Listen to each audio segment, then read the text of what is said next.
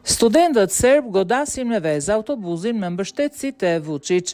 Autobuzët e mbështetësve të Aleksandar Vučić janë goditur dje me vezë nga qytetarët. Një video postuar në rrjetet sociale tregon qytetarët që përpiqen të bllokojnë autobusin që transportonte progresistët nga Obrenovci në Beograd për mitingun e Vučić dhe më pas, duke hedhur vezë, gjatë ditës një grup studentësh nga pazari, por edhe nga qytetet tjera serbe, bllokuan autobuzët që po niseshin në tubimin e Vučić.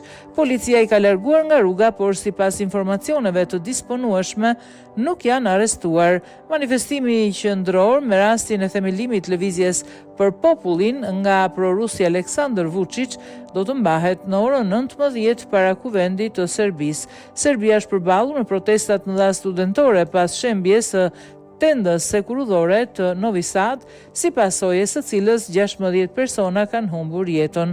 Kërkesat e studentëve për ndalimin e bllokadave përfshin e dokumentacionit të plot për ndërtimin e stacionit hekurudhor të Novi Sadit për të përcaktuar përgjegjësitë për tragjedinë e 1 nëntori 2024.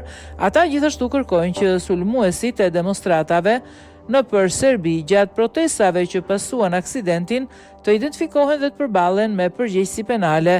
Në protestën e 15 marsit në Beograd është dëgjuar një zhurmë e madhe për të cilën u tha se është shkaktuar nga një top akustik i përdorur nga regjimi autoritar.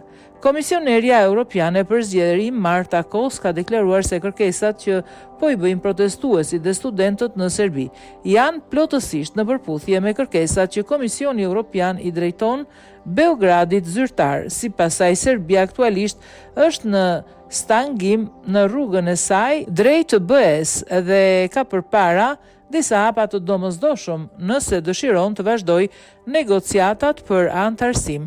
Komisioni Evropian, siç tha ajo, kërkon reforma urgjente brenda 3 deri 4 javësh, para së gjithash ndryshime në legjislacionin zgjedhor, reforma në ligjet për mediat dhe emërimin e një rregullatorit pavarur për mediat elektronike.